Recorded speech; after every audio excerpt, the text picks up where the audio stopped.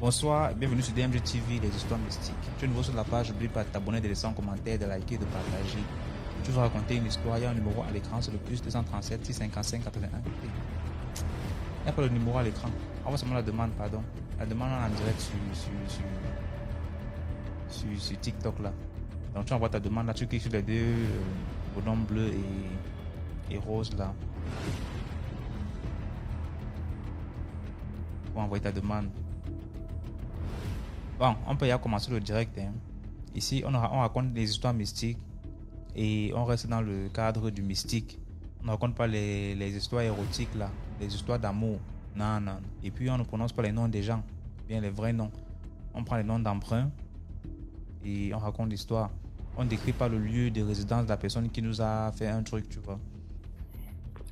Bonsoir, DMG. Bonsoir. J'ai tellement d'histoires. Bon. Je vais parler du témoignage d'une jeune fille de 20 ans. Je vais la nommer Alice. Alice est née d'une relation dont le père n'a pas reconnu la grossesse. Donc sa maman, pour pouvoir se chercher, se débrouiller, puisqu'elle était dans une autre ville autre que sa famille, elle a décidé, lorsqu'Alice avait 4 ans, d'aller la confier à son père, à elle, c'est-à-dire le grand-père d'Alice. Donc, lorsqu'elles sont arrivées chez le papy, il a cuisiné un poulet pour accueillir sa fille et sa petite fille. Et alors que ce poulet-là, il avait transformé ça en chair humaine pour pouvoir initier sa petite fille.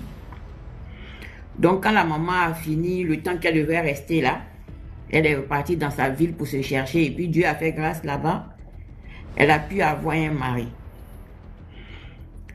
Et quand elle est retournée dans sa ville, là, elle a déménagé. Hein.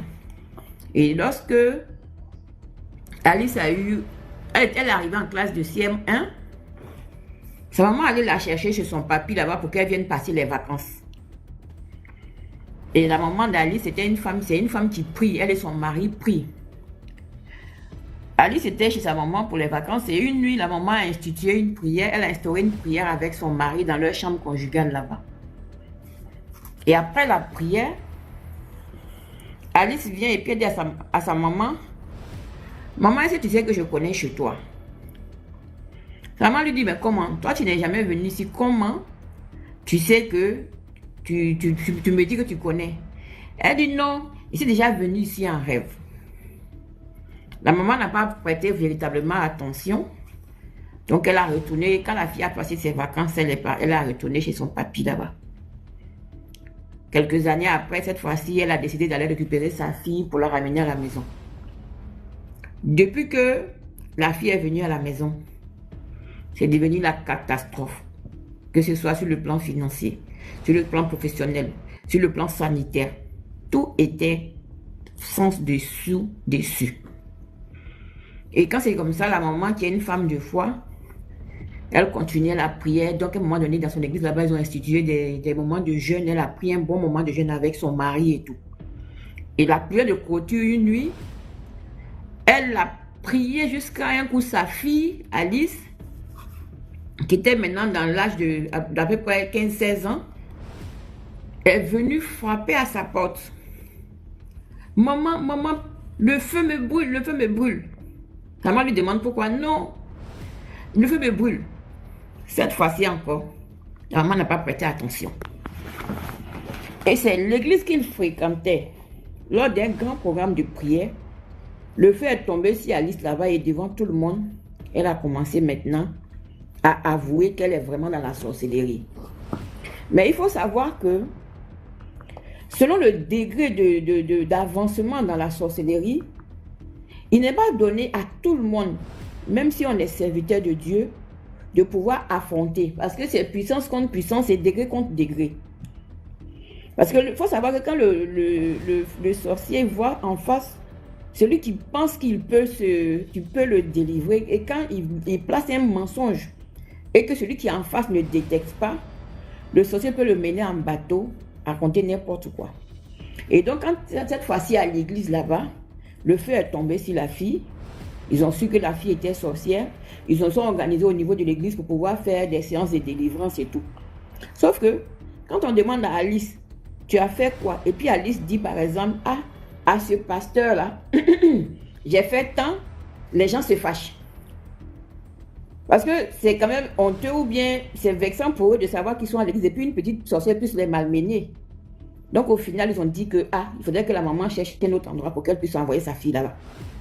Et donc la maman, elle a parcouru des camps et elle est tombée sur un camp où, excusez-moi, le propriétaire, c'est-à-dire le prophète de ce camp-là, au lieu de délivrer la petite, il propose à la maman de la fille de l'épouser. Lui, il veut épouser la petite Alice qui est sorcière, au gradé.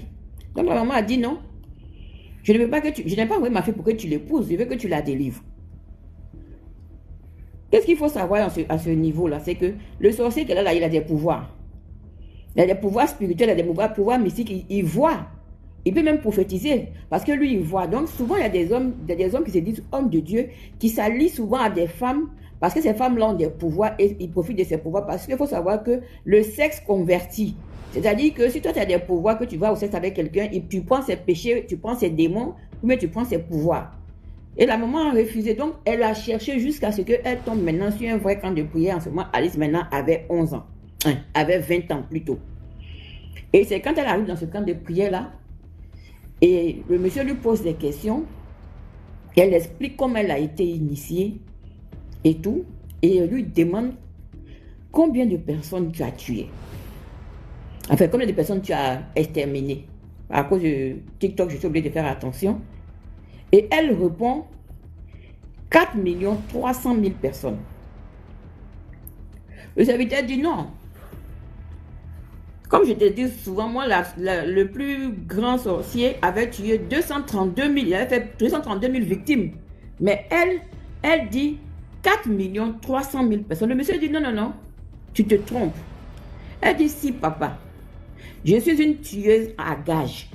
C'est-à-dire que je suis payée pour aller tuer partout sur cette planète. Le monsieur dit non. Est-ce que tu sais ce qu'on appelle 1 million? Elle dit oui, papa. 1 million, c'est 100, 10 fois. C'est ce qui fait 1 million. Donc, je sais combien de personnes, je vous dis que j'ai fait 4 300 000 victimes. Le gars même était dépassé. Et puis non seulement, elle explique que elle a été initiée par son papy à l'âge de 4 ans. Et elle seule, elle a 2 dragons. Les dragons se nourrissent de sang. Donc, elle a un dragon des montagnes de l'ouest de la Côte d'Ivoire qu'on appelle Man. Et puis, elle a un deuxième dragon dans la ville où sa maman est, qui est Sassandra, qui est une ville balnéaire. Et ce deuxième dragon-là, elle a pris dans la mer en allant avec la reine des eaux, coucher, et c'est ce qu'elle lui a donné. Donc, comme pour nourrir ces dragons, elle fait des accidents. Elle provoque des accidents à tout bout de champ. Et ce qu'il faut savoir, c'est vrai que quand on dit 4 millions, c'est effrayant. Parce que c'est pas elle qui donne. Elle est un tueur à gages, c'est-à-dire elle est payée, elle est récompensée à la victime. Mais quelqu'un qui, par exemple, un autre sorcier qu'on a attrapé qui dit, par exemple, j'ai tué 3000 personnes, c'est lui parce qu'il les a donnés. C'est-à-dire que lui, il a décidé, mais par contre, il peut avoir peut-être tué 3000, mais dans les 3000, il a, comment on appelle ça, loué Alice pour aller faire la sale besogne. Donc, Alice, elle est comptable de ce qu'elle fait. Elle fait, parce que, bon, par exemple, elle peut tuer par des accidents, par des arcs, parce qu'elle a un arc dans le sexe. Il suffit qu'elle s'abaisse et que l'arc de sexe, l'arc sorte, la flèche sort de l'arc plutôt, et puis elle peut poignarder comme elle veut, où elle veut. Et cette fille-là, sa deuxième spécialité, étant donné que dans le monde spirituel, elle est la femme de son grand-père. Son grand-père étant jaloux, à 20 ans là, dans la réalité, elle est encore pucelle. Et qu'est-ce qu'elle fait? Pour ne pas tromper son grand-père, elle ne couche qu'avec des enfants de entre 6 ans et 9 ans. Elle ne pense que les enfants entre 6 ans et 9 ans, avec qui elle fait, et pendant ce temps, non seulement quand elle couche avec un enfant de cet âge-là, elle brise son avenir, ou bien elle peut l'initier. Quand je parle de ça, ce n'est pas avec fierté, mais c'est pour dire que les forces du mal, là, sont au-delà de ce que l'humain peut imaginer. Ce n'est pas de la fiction.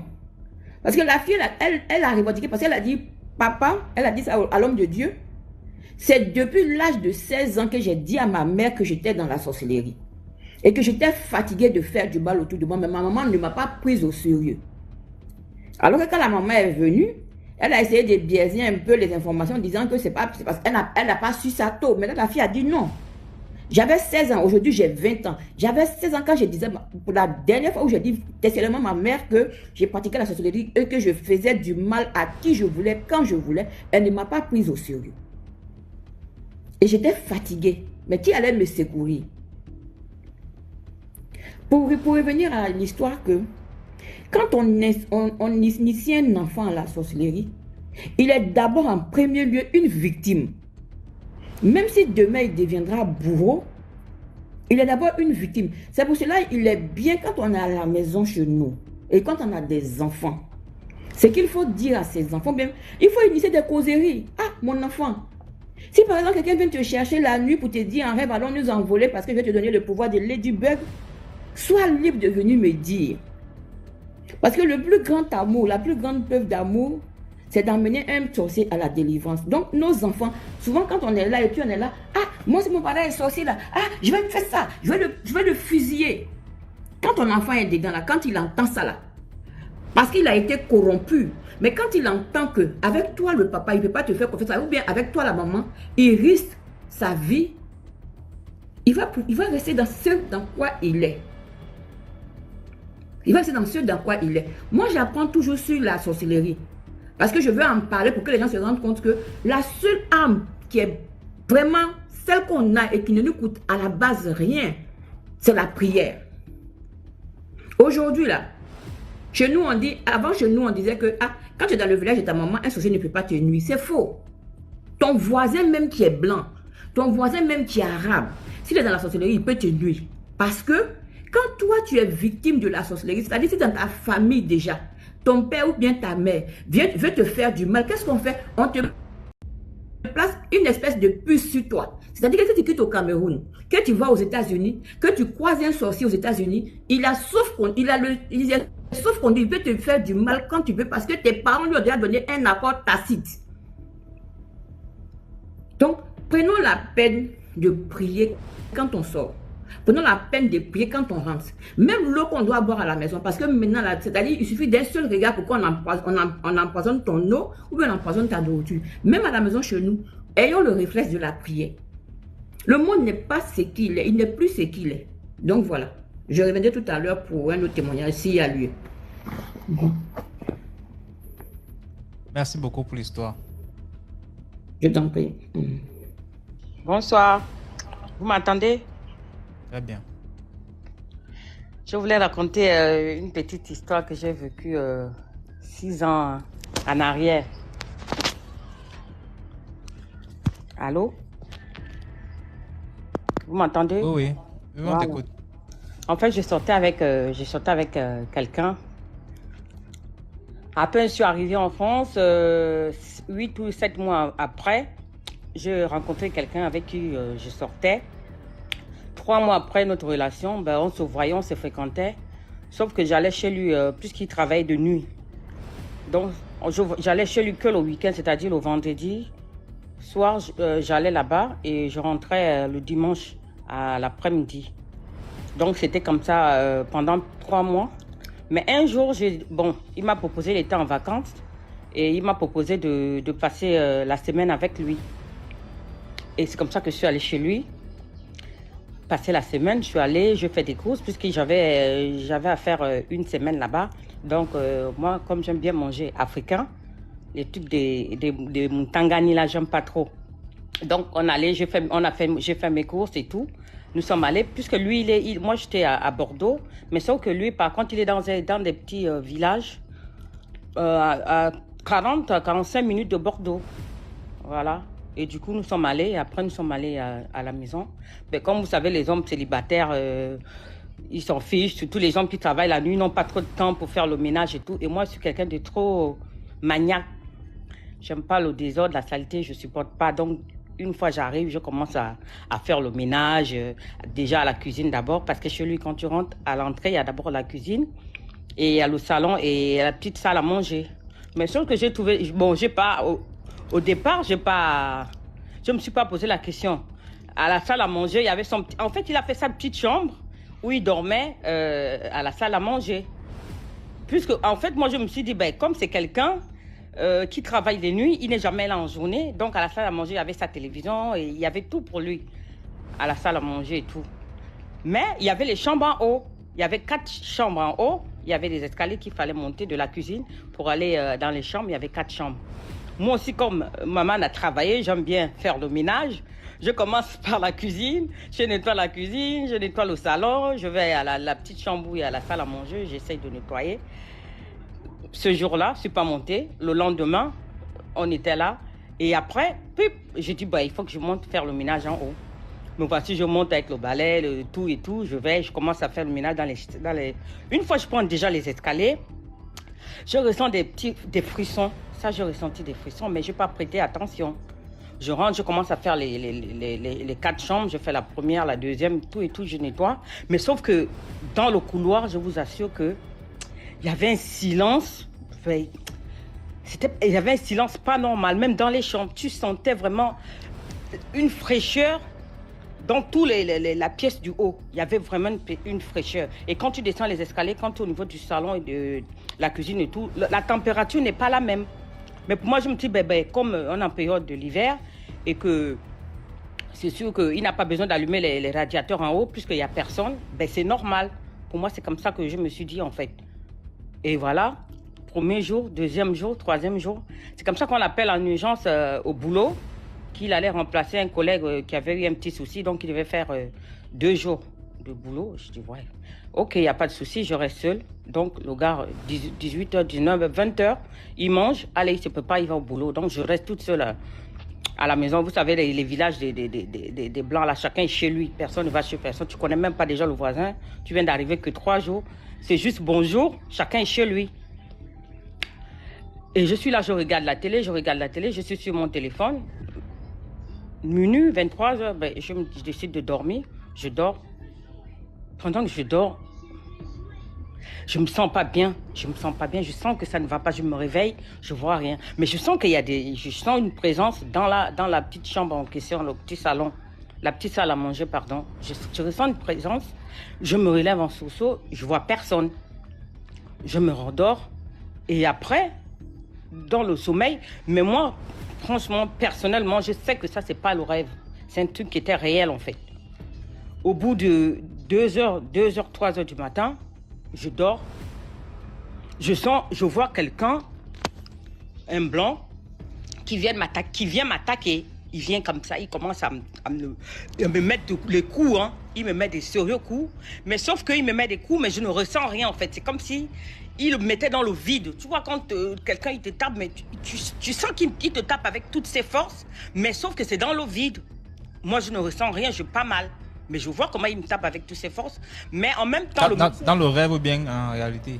En fait, c'est pas... En fait, c'est des trucs... En fait, tu te dis que c'est dans le rêve, mais c'est en fait, au fond de toi, tu sens que c'est la réalité. C'est pas le rêve, en fait.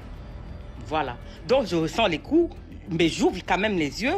Je vois la personne est furieux. Il commence à me mettre des coups. Mais sauf que la personne, lui, il plane, en fait. Il est au-dessus de moi, je suis couché dans le lit, mais il plane. Tout en planant, il me met quand même des coups. Et quand je regarde plus haut, je vois une dame et 2 petits-enfants, c'est-à-dire une petite fille et un petit garçon, qui, eux, ils planent en fait dans l'air, dans la chambre, pas loin du plafond. Eux, ils sont en train de planer, mais par contre, c'est le monsieur qui me mettait des sérieux coups. Et après, je commence à prier au fond de mon cœur, je commence à prier. Après, ça disparaît. Je m'assois. Je dis, là, c'est mort. Là, je ne peux plus dormir.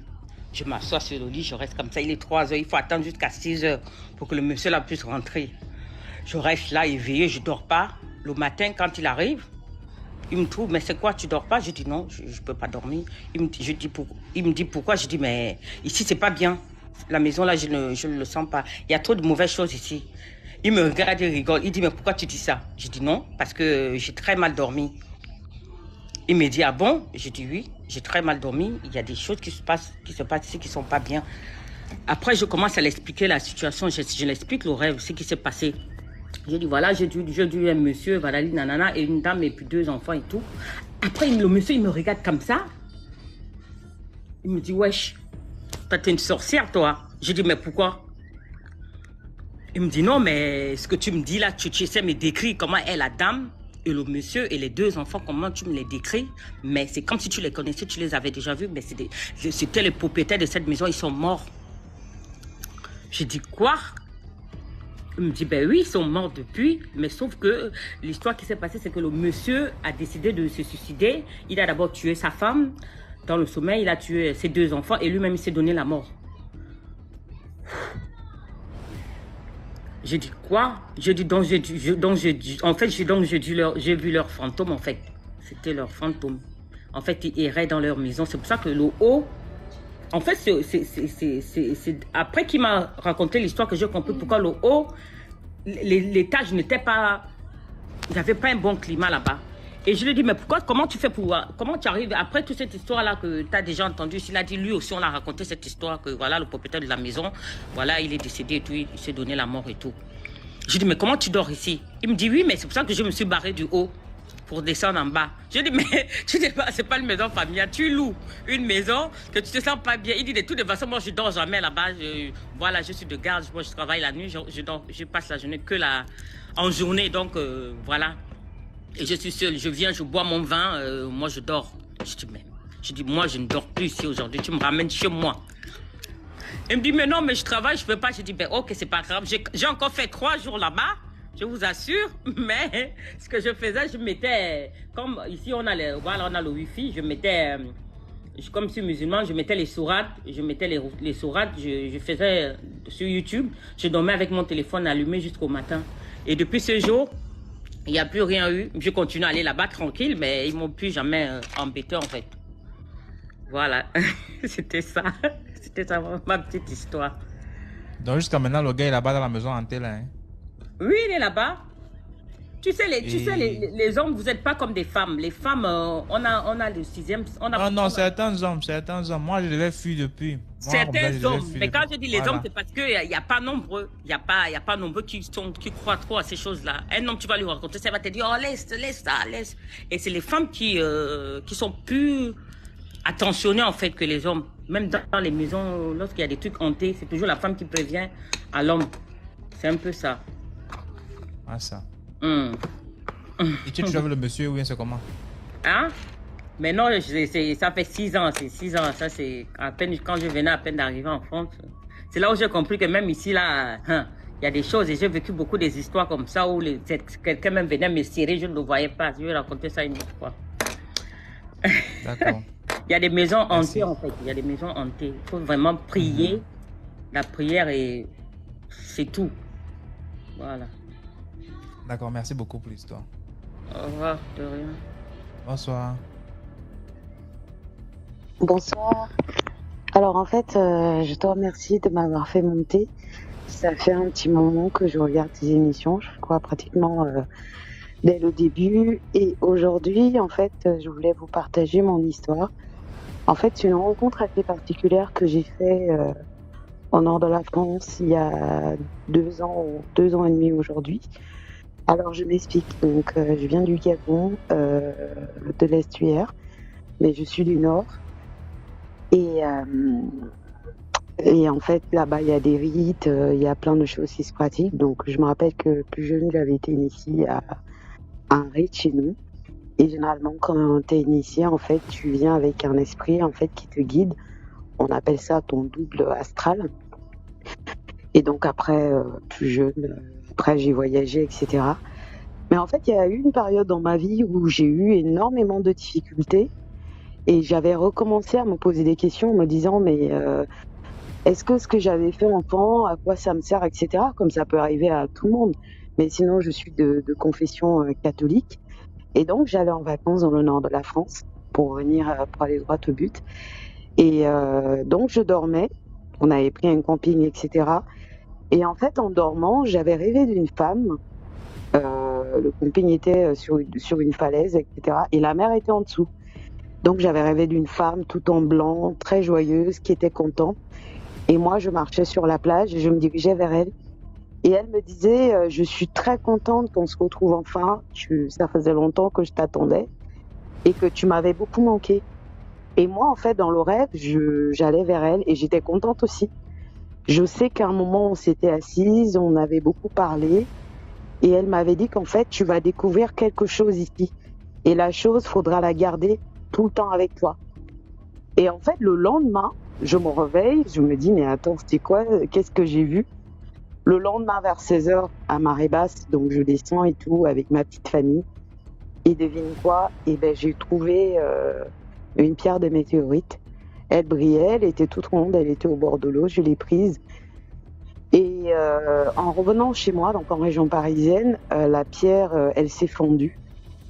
Et depuis ce moment-là, DMG, je ne sais pas comment dire ça, il y a énormément de choses qui ont changé dans ma vie.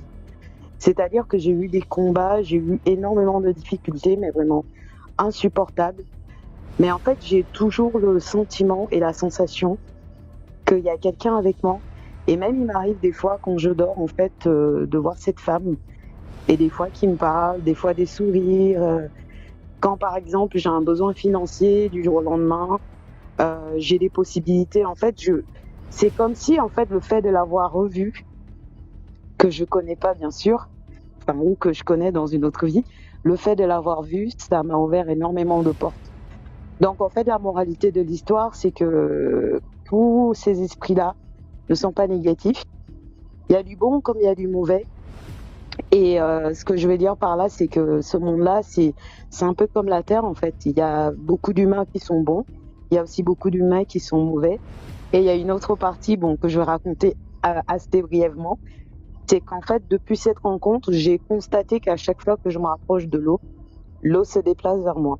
Je l'ai revu cet été, c'est-à-dire que quand je suis au bord de l'eau, même si la marée elle est basse, en fait, l'eau monte assez vite et l'eau me suit des fois. Enfin bref, c'était ça ma petite histoire. Je vous remercie. Merci beaucoup pour l'histoire. Bon, j'appelle pour raconter mon histoire aussi. C'est une toute petite histoire. Tu as les écouteurs? Oui, je l'enlève.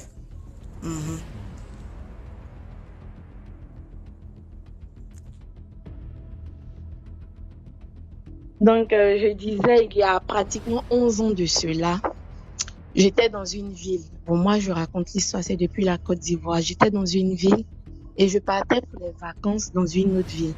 Donc, quand j'arrive dans cette nouvelle ville, je partais chez ma tante. Quand j'arrive dans cette nouvelle ville, je croise une connaissance là-bas, on échange. Et elle me fait savoir que, j'ai mon bon vieux père ici, il est bien, il s'occupe des jeunes filles. En tout cas, il est gentil. Je lui dis, bon, il dit. Et par pure coïncidence, le monsieur nous croise dans la ville, il nous invite. On part à son rendez-vous. Le même jour, après cette promenade dans la ville, et je ne sais pas si vraiment c'était un coup, mais mon ami me dit, excuse-moi, j'ai ma mère qui m'appelle rapidement, donc donne-moi quelques heures là et je reviens vous trouver. Je lui dis d'accord. Le monsieur me dit, bon, comme nous sommes assis au restaurant, on mange, accompagne-moi rapidement à la maison et je fais une course rapidement et je reviens.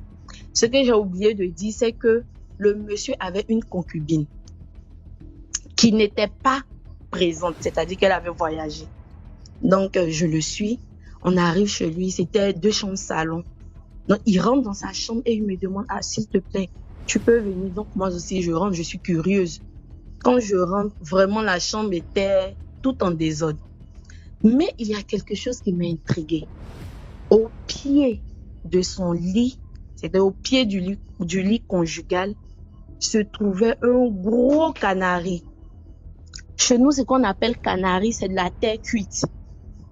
Mais j'avais jamais vu un tel canari. C'est-à-dire, Dans mon entendement, si à l'instant où je suis rentrée dans la chambre du monsieur, il me découpe, il me met dans son canari, on ne me voit pas, on ne me retrouve plus. Un énorme canari que je n'avais jamais vu. Donc bon, vraiment j'ai eu un peu peur, mais il y a des moments où il faut montrer qu'on n'a pas peur. Donc il me dit, mais tu t'assois? Non, je m'assois au bord du lit. Mais quand je m'assois au bord du lit, je me rends compte que le canari est centré. C'est-à-dire, si vous êtes couché à deux sur le lit, le canari est juste à votre pied. Le monsieur rentre dans la douche, il prend sa douche. Quand il ressort, bon, on est dans une chambre, ce sont deux sexes opposés. Il vient vers moi, il veut me toucher. Il dit, non, tu peux pas me toucher. Ici, on est dans la chambre de ta femme et toi, ta chambre. Non, tu peux pas me toucher, ça, c'est pas possible. Mais non, elle n'est pas là, ça fait rien.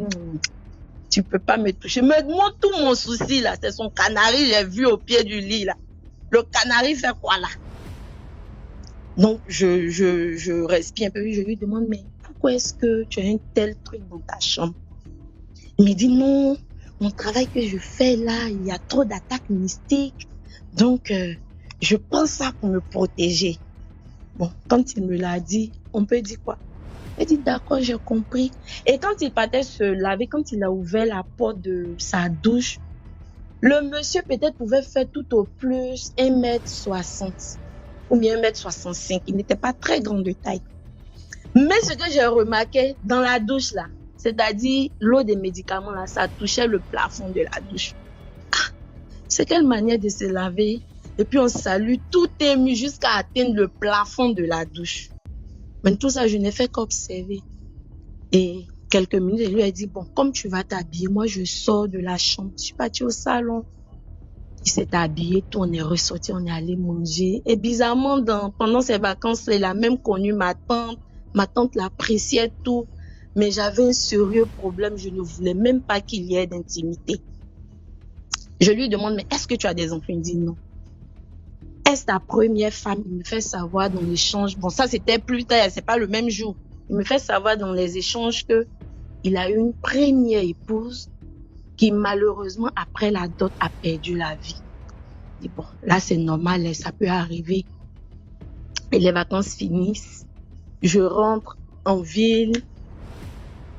Un an après, je retourne encore à la même ville. Et quand je retourne, moi et ma tante, on sort, on part en visite. Quand on part, ma tante et ce monsieur-là étaient dans le même corps concernant le boulot. Donc la collègue de maman dit, ah mais, de ma tante dit, mais tu connais tel? Elle dit, oui, je le connais. Ah mais, tu sais qu'il a perdu sa femme. Dès qu'il a fini la dot là, sa femme est décédée. Donc j'ai dit à ma maman, à voix basse, mais maman, ça fait la deuxième épouse qu'il a perdue. Hein. Non, la dame qui m'entend étant à la cuisine qui dit non, hein, ça fait la troisième. Ah, ça fait la troisième comment? Elle dit oui, et nous tous ça même, on dit c'est lui dès qu'il épouse une femme nette, dès qu'il fait la dot, la dame perd la vie. Et c'est après avoir entendu ça, quand on est sorti de chez la dame, j'ai dit à ma tante que le premier jour je suis rentrée chez ce monsieur-là, voici ce que j'avais constaté. Il y avait un gros canari qui était au pied. Mais moi, je suis sûre que c'est le canari là qui fait quelque chose aux épouses. Et après, je suis rentrée aussi, on a échangé. Et effectivement, tout son entourage disait que dès qu'il épousait une femme ou dès qu'il sortait avec une jeune fille qu'elle venait à la maison, tout allait de mal en pire quoi, dans la vie de cette personne-là. Donc, le conseil que je peux donner, c'est vraiment... Il faudrait d'abord suivre l'intuition. Quand tu arrives quelque part, que tu sais que tu veux faire une bêtise, ton âme, ton esprit te dit ne fais pas. Ne fais pas. Et ce monsieur-là, bizarrement, quand j'ai eu la nouvelle, il m'a vu dans la ville, il m'a salué tout. Et je lui ai dit, mais et ton épouse? Il n'a pas été capable de me dire que son épouse avait perdu la vie. Oh, elle est là, elle est à la maison. Je dis, ah d'accord, je la salue, hein. Ah, ma rivale tu m'as pas présenté là, et puis on a ri, on s'est laissé. Donc vraiment, il faudrait faire attention. Quand on voit qu'une personne est en face de nous et que cette personne-là, comme on le dit, nos âmes ne vont pas ensemble, on doit faire attention et puis se méfier. C'est un peu ça, mon histoire. D'accord, merci beaucoup pour l'histoire. Je vous en prie. Faites-moi descendre, s'il vous plaît. Allô? Oui, allô, bonjour. Douce étoile de mai. Tu es l'étoile de mai, maman. Ouais, Et, ça va. Alors, wow. oui, ça va. Alors, mon histoire, c'est... J'ai... Je vais raconter une histoire, ce sera même deux, que j'ai vécues il y a quelques années. Enfin, c'était mon arrivée au Gabon. Bon, on avait affecté mon époux au Gabon. Il y a la télé derrière toi. Il faut Oui, c'est ma éteindre la télé. fille. Bobo, baisse un peu le volume, s'il te plaît. D'accord? Merci. Ça va, c'est bon? Ça va? C'est toujours là, hein. Sauf si tu vas te déplacer un peu. Ouais. Non, elle va aller se coucher. Va te coucher, chérie. Elle va nous haïr pour ça, hein. Ben, c'est son problème, il est 23h passé. Allez, dépêche-toi. Éteins la télé, tu vas te coucher. Tout de suite. Chut. Tout de suite. Ça va, c'est bon? Tout de suite, chérie. Ça va. Laisse l'enfant. Continue comme ça. Alors, je disais, c'était bon, je suis camerounaise d'origine, donc on avait affecté mon mari au Gabon, et quand je suis allée, on allait au Gabon. Enfin, en ce temps, il y avait South Africa Airways qui faisait encore la navette entre le Gabon et le Cameroun.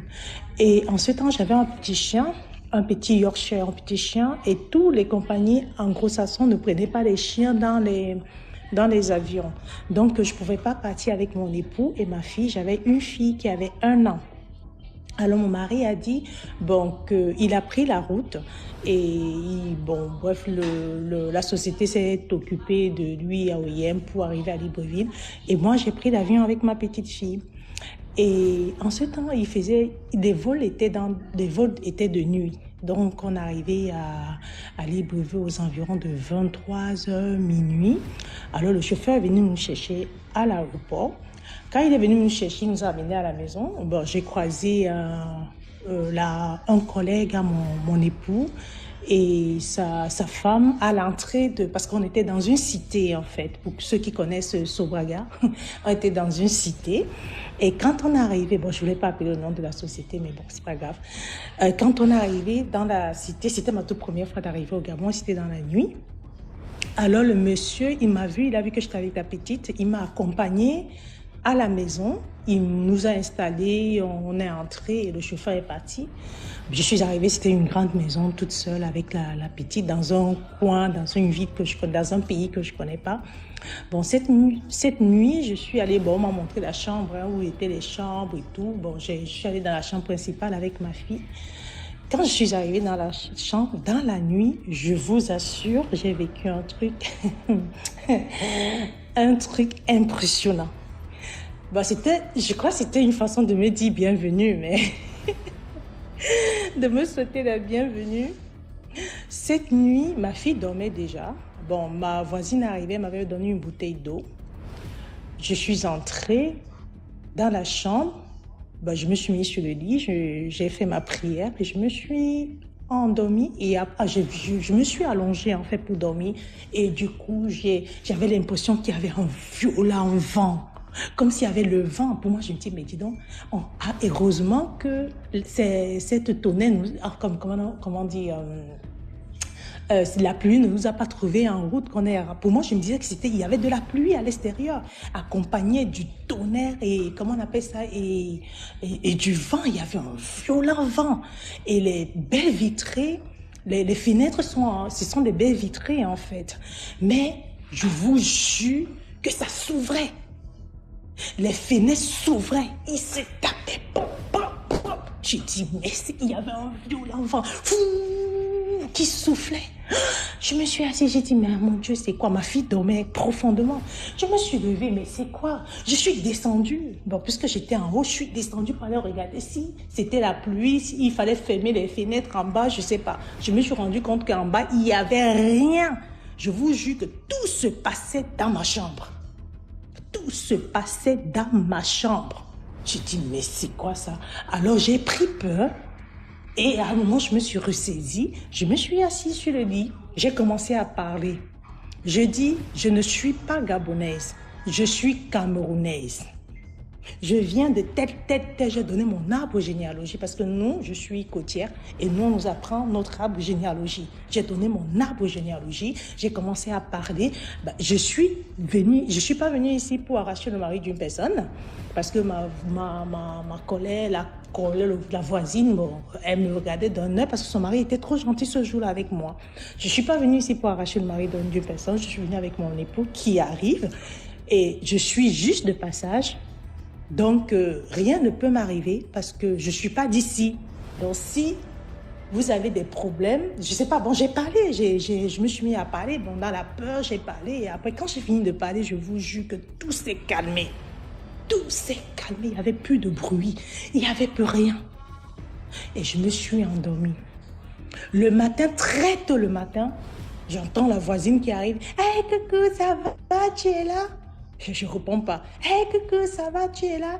Je ne réponds pas. Après, je me rappelle de ce qui s'est passé dans la nuit. Je lui dis, c'est quand même bizarre qu'elle vienne très tôt le matin, comme si c'était au moins 6h30 ou 7h, comme ça. Je ne réponds pas. Elle laisse une lettre sous la porte. Donc, je viens, je lis la lettre. Oui, si tu as besoin de quelque chose, je n'ai pas répondu. Et bon, bref, c'est passé. Et il y avait des jours, des moments où, bon, c'était une histoire un peu... Bon, bref, c'est passé. Je vais passer la deuxième histoire. C'était après quelques années alors, bon, j'ai pris mes repères, j'avais des amis et j'étais enceinte de ma deuxième fille. J'étais à 5 mois de grossesse, n'est-ce pas? Mais mes amis, on organise une fête, une sortie entre copines.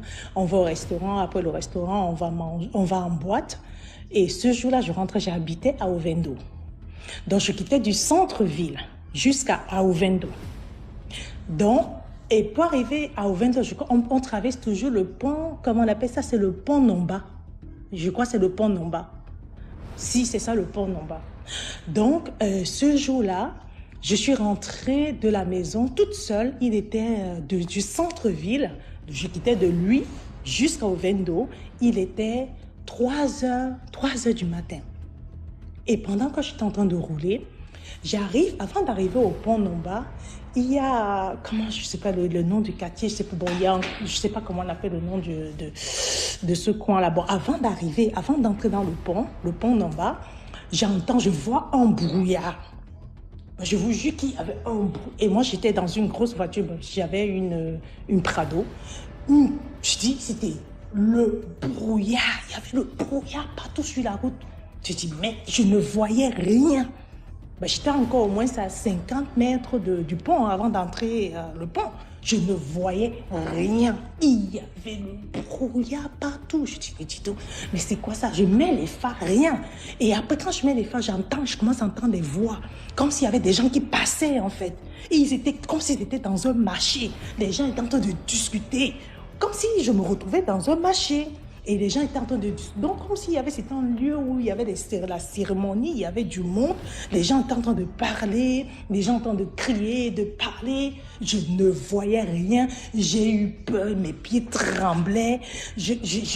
À moins 1, je me retrouvais dans l'eau. Et du coup, pendant que j'avais peur, j'entrais déjà dans le pont. Et je vois une voiture qui vient à toute allure derrière moi. Une petite voiture qui filait, mais j'ai rien compris. Mais...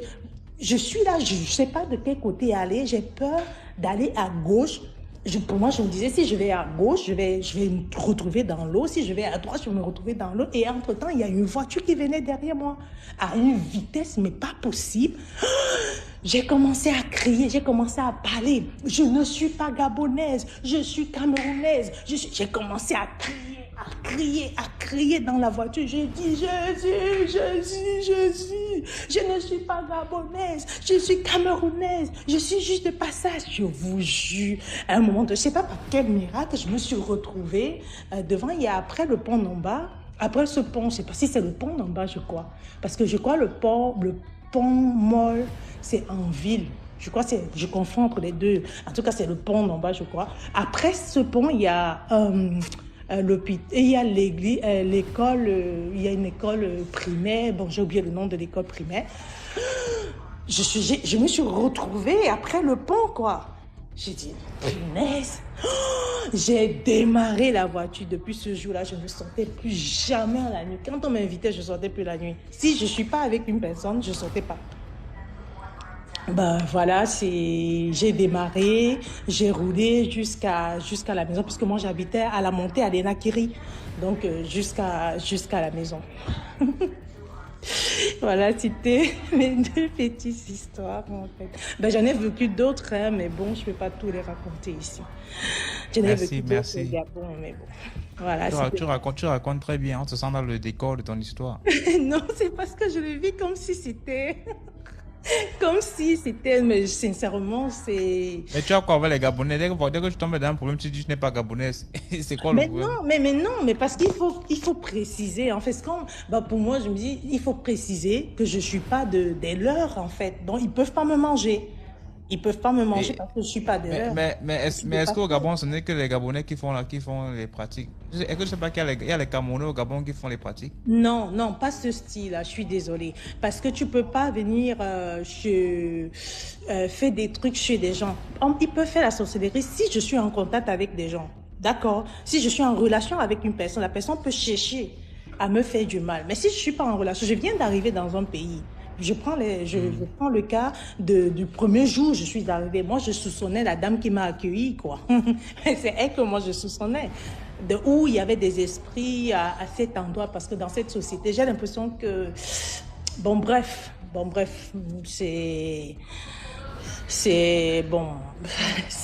mon vécu. Donc, pour moi, je me disais que je connaissais pas les Camerounais. Donc, je pouvais pas appeler les Camerounais, dire que j'ai préféré dire je suis pas camerounaise pour qu'ils sachent que je viens de loin. Je suis pas des leurs.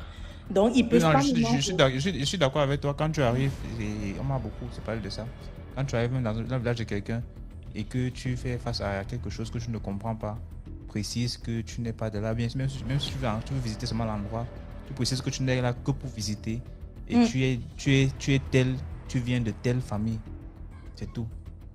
Mais non, le rapport, il y a dans les commentaires des gens qui disent qu'ils ne voient pas le rapport de préciser ma nationalité. Comme tu venais de le dire là, moi j'avais le droit de donner mon arbre généalogie et dire que je ne suis pas des leurs. Donc, on ne peut pas me manger. J'ai pas dit que les étrangers ne font pas des choses là-bas. Moi, je ne connaissais pas des étrangers. Je ne connaissais non plus des Gabonais. Je suis arrivée au Gabon, alors je m'adressais aux esprits du Gabon. Parce que pour moi, ce sont des esprits du Gabon qui m'ont accueilli. Et pour moi, c'était des esprits de l'eau.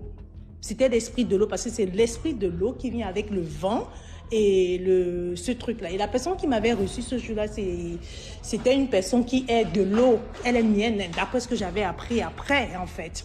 Donc, je ne connaissais pas la personne, mais pour moi, je suis de l'eau aussi. Je suis du littoral. Tu as mangé l'iboga? Non, jamais de la vie. Déjà, je fréquentais pas beaucoup j'avais pas trop je sentais pas. Donc, c'est vrai que j'ai fait quand même 13 ans au Gabon. J'ai fait 13 ans, 13 ans. Parce que quand tu parles, par exemple, de l'histoire numéro 2, là, où tu es au marché, où tu es sur le pont et puis tu écoutes les voix. Oui. Des gens passaient, en fait, c'est comme si des gens passaient sur ce pont, comme s'il y avait des gens. Et c'est un pont qui était réputé, comment on appelle ça, enfin, qui avait trop, c'est un pont où il y avait trop de... Tu as été initié depuis l'enfance? Si j'étais initiée? Non. Initiée, non. Je sais que chez nous, les côtiers, bon, je suis côtière. Hein, tu es côtière de quel côté? Tu es Batanga? Non, je suis Douala. Voilà. Non, je suis Douala. Non, j'ai jamais été initiée, je connais pas, donc non, jamais. Et les Ibonga, non, je connais, j'entendais parler de ça au Gabon, pas mes ménagères, mais moi je connais pas. Je connais pas, en fait. Enfin, c'est ce que j'ai vécu. Je crois que quand tu arrives quelque part, je crois que c'était une maison aussi qui était restée longtemps sans être habitée, dont des esprits vivaient là et ma présence leur génère, en fait. Ils étaient gênés par ma présence. Donc, il fallait qu'ils se manifestent. Voilà, je crois que c'est ça. Pas seulement ça, parce qu'il y a il y a mes filles qui ont vécu des choses aussi là-bas. Hein. Il y a ma fille elle ne dormait pas, elle vivait comme ça en live. bah, il y a ma fille qui vivait des choses là-bas. Donc, je crois que ce sont des esprits. C'est un pays où il y a encore, la tradition est encore présente, en fait. Et non loin de là, d'après ce que j'avais appris, non loin de la société, il y avait un coin où ils font des rites traditionnels, en fait, une fois par an. Bah, pourquoi pas? Peut-être qu'il y a des esprits qui rôdent autour. Hein. Nous sommes des Africains, donc... D'accord. Merci beaucoup pour les 2 histoires. Hein. Merci, Jean. Allez, D'accord. bonne Merci. soirée à vous. Au revoir. Bonsoir. Allô? Bonsoir. Et le volume est très bas. Hein. Ah, je sais pas, c'est avec mon téléphone là. Vous m'écoutez maintenant? Allô? Ah oui, c'est mieux là. Ouais. Bonsoir. Merci encore de m'avoir fait monter. Ici, je suis camerounaise et je vis à l'extérieur. Je vis à l'extérieur du pays. Je suis pas au pays maintenant. Mais ça, c'est une histoire que je vais vous raconter. Ça, c'est quand j'étais au pays et quand j'étais toute petite. Ces histoires se sont passées quand j'avais 7 ans. Et il y a une autre, comme j'ai 2 histoires, il y a une autre qui s'est passée quand je crois que j'avais 15 ans. Alors, l'histoire s'est passée celui de 7 ans. Nous étions encore tout petits et papa nous sommes allés chez une tante, une des tantes de mon père, en vacances au village.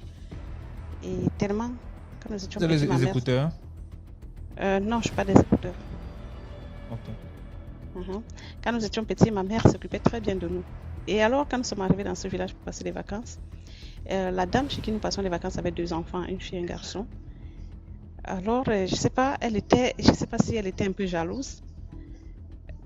Je pense, parce qu'elle nous a fait voir juste pour les vacances, les 3 mois de vacances, on a vu le feu chez cette dame qui nous maltraitait énormément.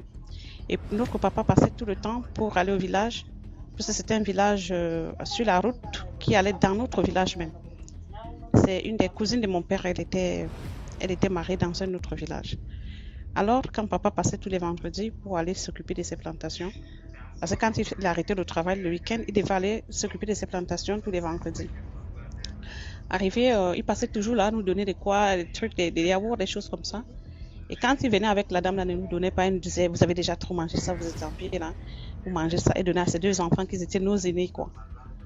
Sa fille avait 14 ans et son fils avait 17 ans. Par contre, nous avons 7 ans. Ma soeur jumelle et moi et ma petite soeur. Ma petite soeur n'avait que 5 ans. Alors, un jour, elle nous demande à 18h. Alors, elle nous envoie une fois. En tout cas, ce petit village était tellement mystique. Quand elle sortait souvent, elle partait vendre les samedis au marché. Je ne veux pas trop prononcer les noms des villages. Donc, elle partait vendre chaque samedi. Elle sortait à 5h. Elle nous demandait d'aller l'accompagner quand ses enfants dormaient. Mais mes 2 sœurs et moi, nous allions l'accompagner. On va marcher toute une longue distance pour qu'elle puisse prendre la voiture. Et on allait l'accompagner comme ça et on revenait. Quand on était au chemin de retour, on a vu, je sais pas quoi. Vraiment, là, je sais même comment expliquer ça jusqu'aujourd'hui.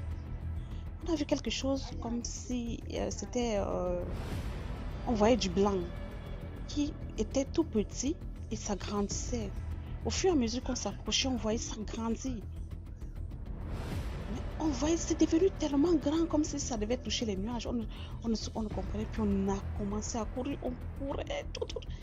On est entré dans le quartier. On se rend compte qu'on arrive à côté de la maison. On retrouve qui on retrouve, c'est notre tante. Par contre, on l'avait laissée, elle qui devait prendre la voiture pour partir. Et nous, on s'est retourné. On court, on arrive déjà à la maison. On se rend compte qu'elle est devant la porte, comme si elle nous attendait. Oh my God! On a eu peur. Elle dit, c'est moi. Vous avez peur pourquoi? On dit, on t'a laissé là-bas. Comment tu es ici?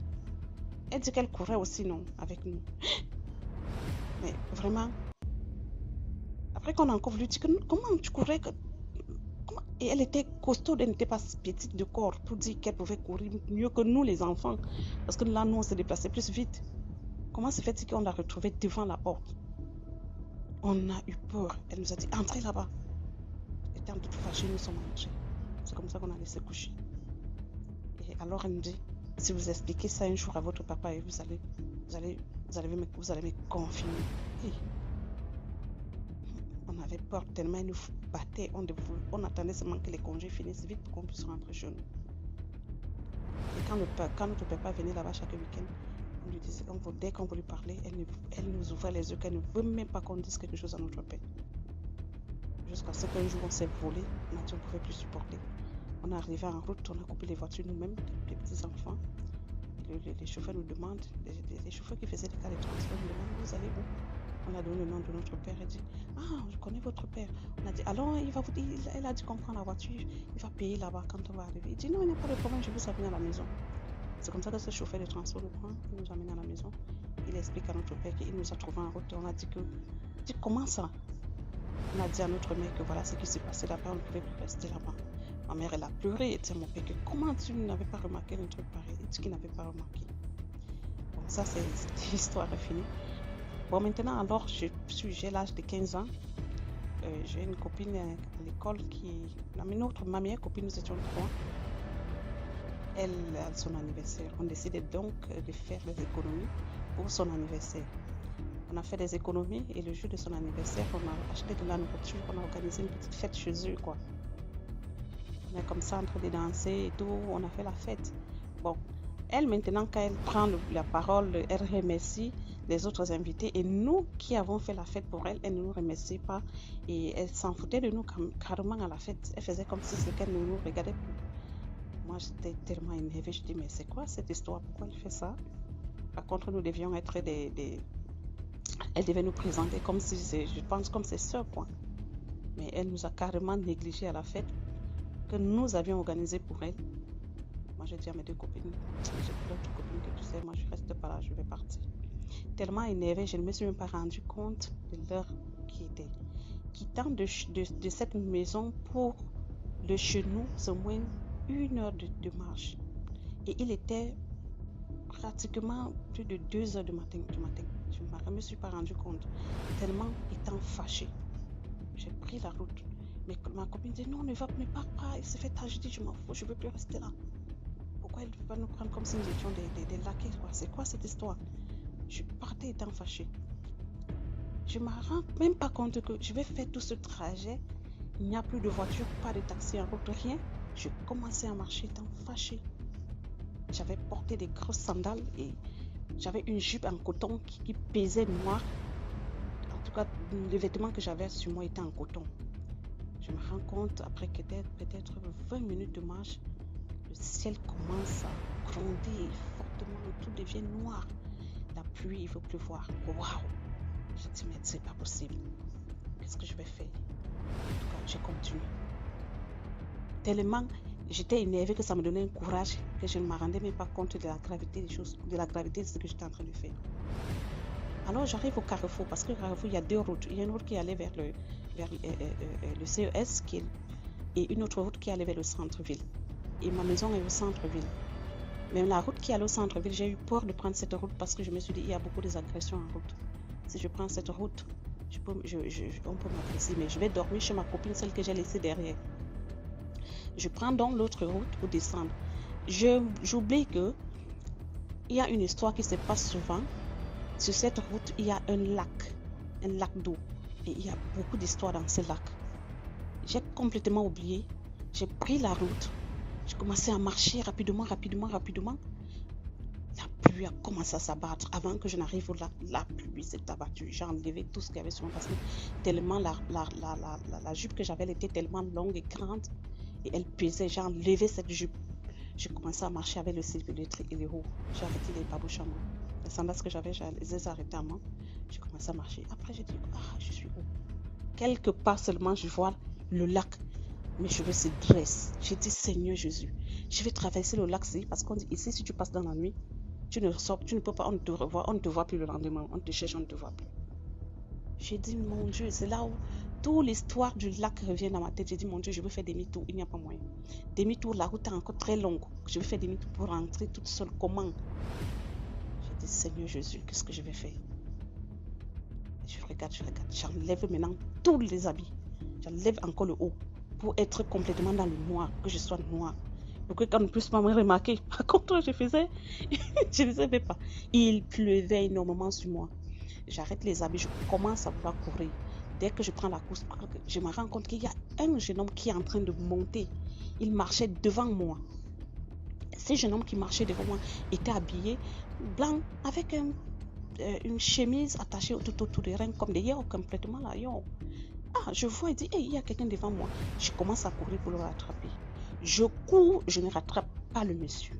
Je cours, je ne rattrape pas le monsieur parce que je voulais le rattraper pour qu'on puisse cheminer ensemble. Tellement j'avais peur. Je finis de traverser maintenant le lac. Je vois le monsieur, il monte la colline. Je cours. Je dis que je courais comme il n'était pas permis. Et le monsieur marchait simplement. Comme s'il ne pleuvait même pas sur lui. Je dis, mais comment le monsieur, si je cours, je n'arrive pas à retrouver le gars. C'est quoi ça? En tout cas, rien ne me vient dans la tête comme si c'est quelque chose. Je continue à marcher. Le monsieur marchait lui de sang. Mon cœur était apaisé. Quand j'ai vu le monsieur, mon cœur était apaisé. J'ai dit, ah, il y a quand même quelqu'un devant moi, c'est pas grave, je le rattrape pas. Je marche, je n'ai plus eu peur quand j'ai vu le monsieur. J'arrive maintenant, et bon, la route était encore bien longue. Il faut maintenant, je contourne la route, je veux entrer dans le quartier. J'ai dit, si j'entre dans le quartier, je peux aller me coincer avec certaines personnes. Il faut que je marche dans la longue route où c'est un peu ouvert et un peu de lumière. Le monsieur marche, je marche. Je cours maintenant, je rattrape presque le monsieur, mais il n'est pas auprès de moi. Je ne sais même comment ça s'est passé. C'est comme si c'est qu'il était auprès de moi, mais il n'est pas auprès de moi. À un moment, je me rends compte qu'il est plus devant que moi. À la seconde, à un moment, c'est comme s'il était proche de moi. Ah, j'ai dit, le monsieur s'est fait comment? Bon, avant d'arriver chez ma copine, là, il y a peut-être à 5 mètres, il y a une maison. Ils disent que cette maison est hantée. Ils nous expliquaient que la maison est hantée. Même en journée, les gens ne passent pas là-bas.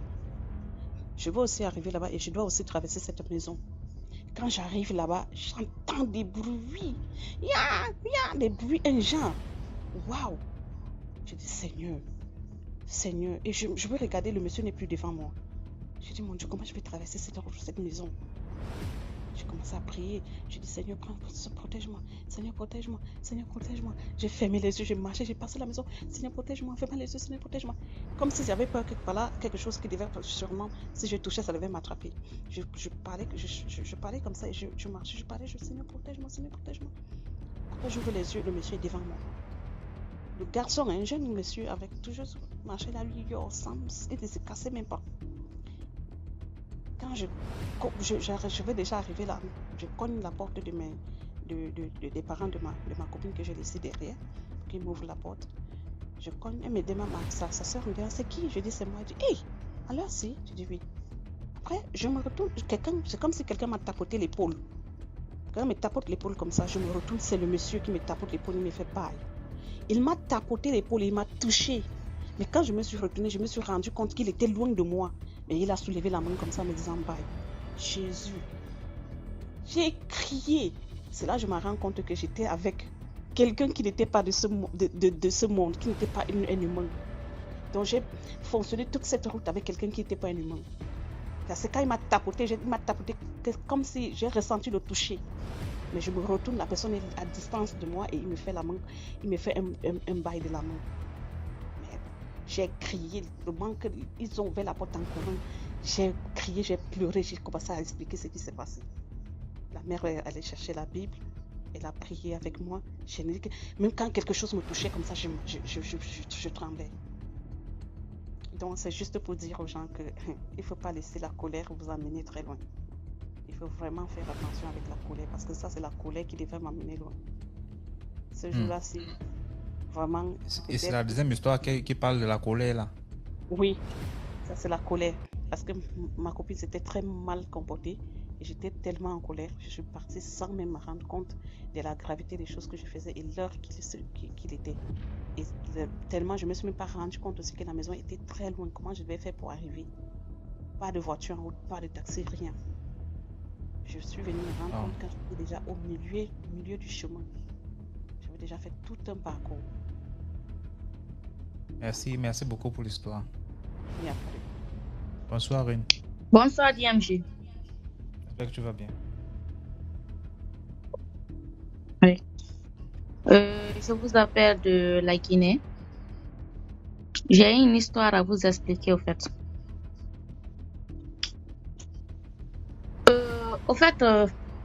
Là où j'étais dans ma ville, on avait un boutiquier qui était venu de la Côte d'Ivoire. C'était un monsieur Peul. Il avait une boutique auprès de chez nous parce qu'il venait d'arriver, au fait. Il a quitté la Côte d'Ivoire pour venir en Guinée. Donc, il avait une boutique là-bas et il a épousé une femme. Cette femme a fait des enfants pour lui. Elle a fait, au fait, deux enfants pour lui. Nous, on ne savait pas, au fait. Parce que même moi, j'avais organisé une tontine. Il faisait partie de la tontine, au fait. C'est ainsi, il y avait des gens qui sont venus de la Côte d'Ivoire. Ces personnes... Vous me suivez? Oui.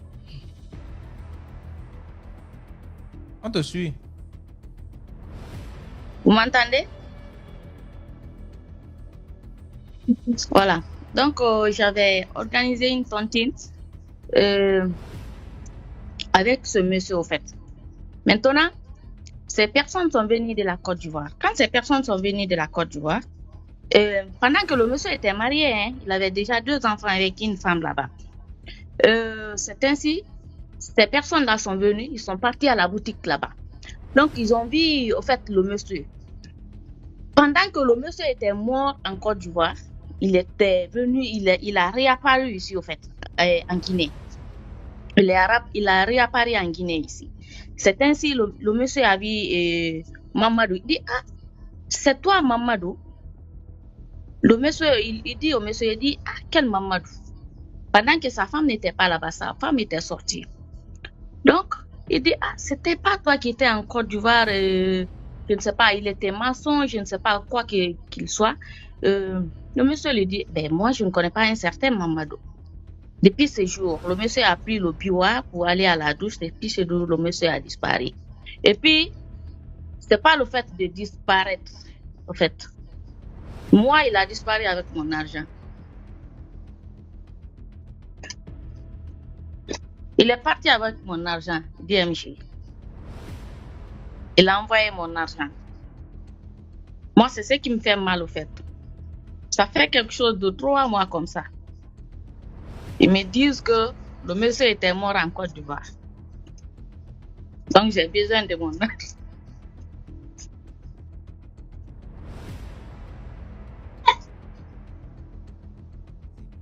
Il dit donc, quelqu'un est mort, il disparaît. Toi, c'est pas ton problème. Ton problème, c'est qu'il a te remettre ton argent. Mais mon argent, il me devait 400 000 francs. Mince. Bon, ça fait combien de temps? Ça fait 3 mois de cela. Et tu n'as pas encore récupéré ton argent? Je n'ai pas récupéré mon argent. Et puis sa femme aussi a disparu avec les enfants. La boutique est fermée. Son numéro passe toujours. Son numéro ne passe plus. Je ne sais pas où il a laissé l'argent. Est-ce qu'il peut disparaître avec l'argent?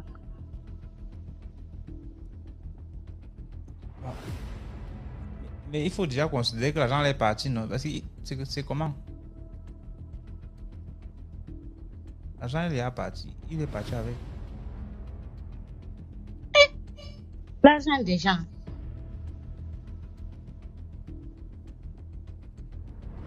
Mince. On va le faire comment? Parce que ça me dépasse ton histoire, hein.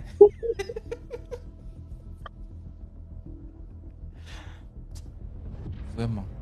Franchement, il a envoyé mon argent et puis les gens me réclament l'argent là. Il a envoyé l'argent. Il a envoyé l'argent. Ça va, alors tu as C'est moi qui ai organisé la tontine. Maintenant, c'est lui qui devrait prendre la tontine.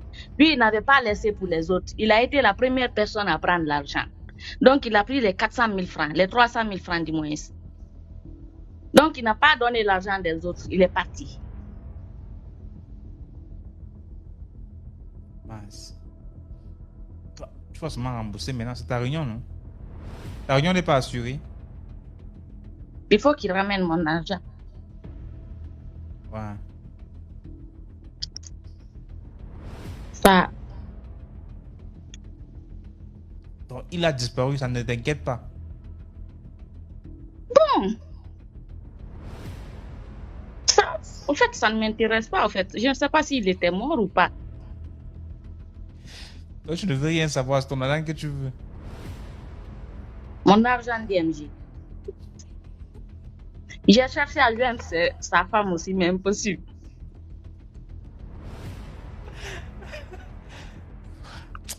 Regarde, c'est mieux qu'on va continuer l'appel après. Hein.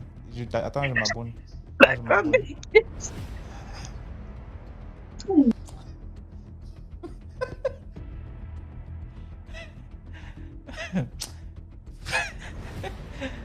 Ouais. Car, c'est terrible.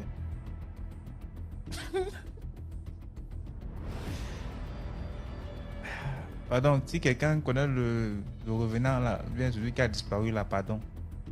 Essayez de voir comment on va rembourser les 400 000 à la dame, si pardon. Pardon seulement. Que Mamadou, si quelqu'un connaît Mamadou, pardon. Faites tout pour qu'on rembourse là. Parce que c'est là, même si on dit, si on montre la tombe du type là, elle va aller demander ça là-bas que mon agent, elle va déterrer le corps là. Pardon. Pardon seulement. S'il y a des frères et sœurs de Mamadou ici, pardon.